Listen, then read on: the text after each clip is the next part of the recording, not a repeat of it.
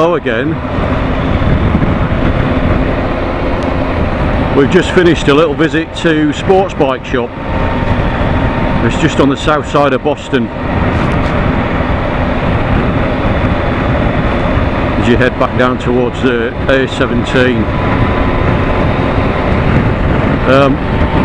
Quite a nice little setup they've got in there. It's not enormous. I think the vast majority of it is taken up by warehouse space. But it is a good setup in that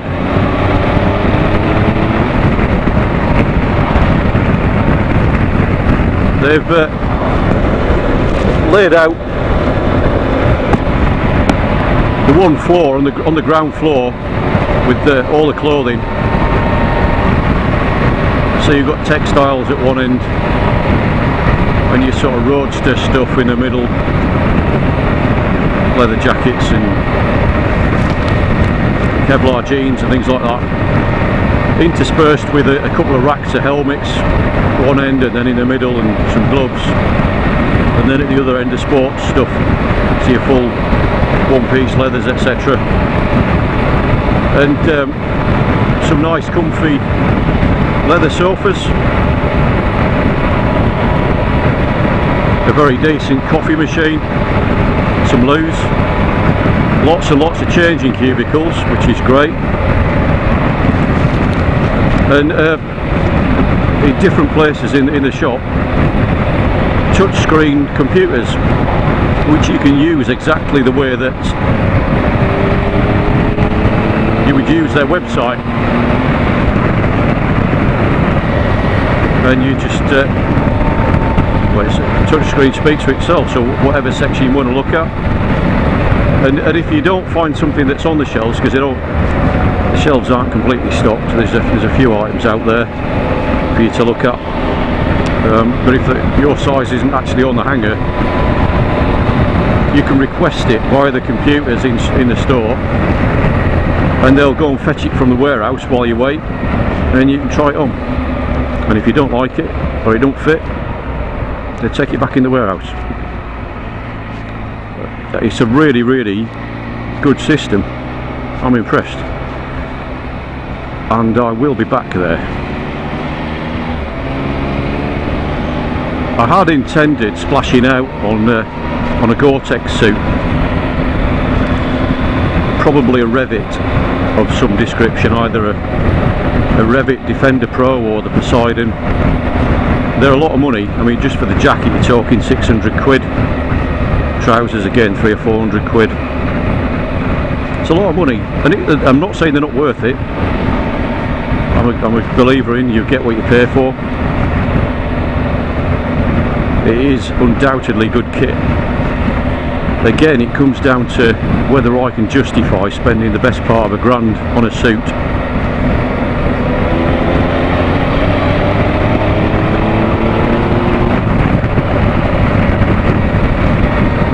For the amount of riding that I do.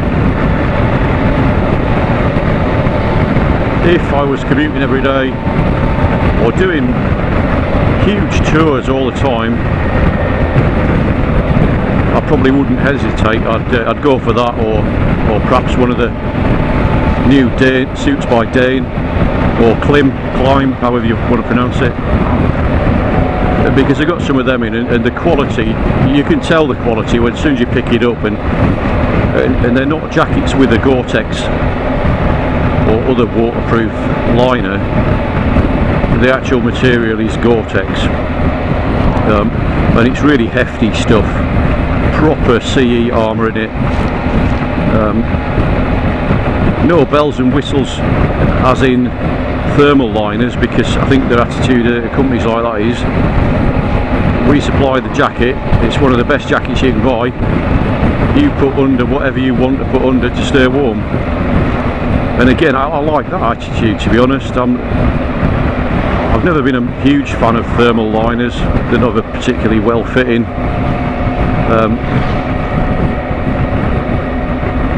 They're usually too warm to have in most of the year round anyway, unless you're commuting in winter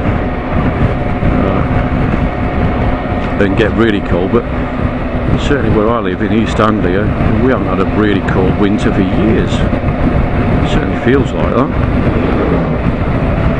We must be going back to sort of 2011-ish, maybe 12, since we last had a proper heavy snowfall.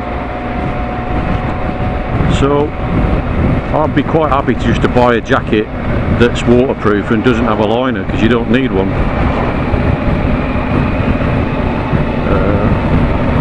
But we'll see, because the other option I looked at, what I like about some of these jackets is the amount of vents that they're putting on nowadays. Because on a day like this, when it really is warm, you can still put your textile jacket on, open all the vents up, keeps you a little bit cooler. You know, it's not saying it's like air conditioning, but it does a job. And the good thing is, you don't have to stop and fanny about putting waterproofs on or carrying spare waterproofs if it starts to rain.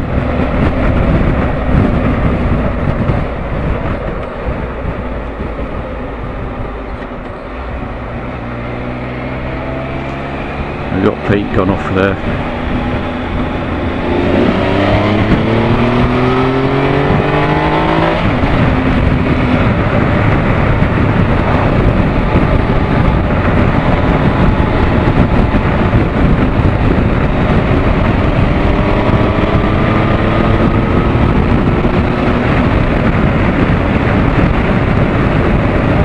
Anyway, that was a sports bike shop. So, yeah, going back to it, God, I'd lose my head if it wasn't screwed on and all that. The other option is a Revit, not Revit, RST. Revit on the brain. Yeah, RST do I think it's an Adventure Pro 2 or something like that. Again, looks decent quality. Vents everywhere. It does do the removable liners and stuff. But the good thing is the jacket's 250 quid. Trousers 200 quid. So, you know, it's still decent quality. It's a well-known manufacturer.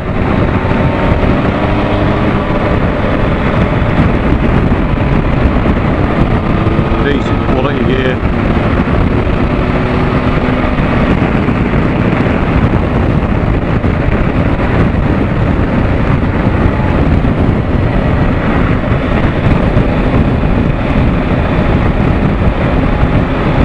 And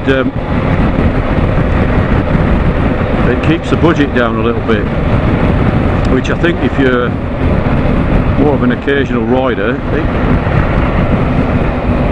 it's got to be a factor, unless you're absolutely loaded, and I am not loaded. Work for a living, I pay bills, got a little boy, got other things to think about. It ain't just about me and my biking, what I spend my money on. And I think the RST does a good job from what I've read and heard. I think Mr. Missenden Flyer wears one and certainly says positive things about it.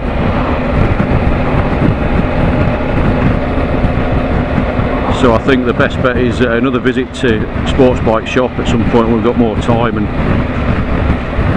we're a little less grubby from camping. And try a few on, try on the Revit stuff and try on the RST stuff.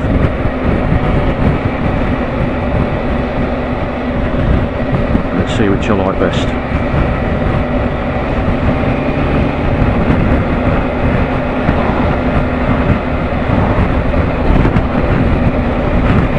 So we're back in sunny Norfolk now, I think. We might just be outside Norfolk. We've not got to Sutton Bridge yet. So we'll be stopping for fuel in a little bit. We've done 198.4 miles on this tank and it's saying we've got 44 left. I think I could probably eke a little bit more out.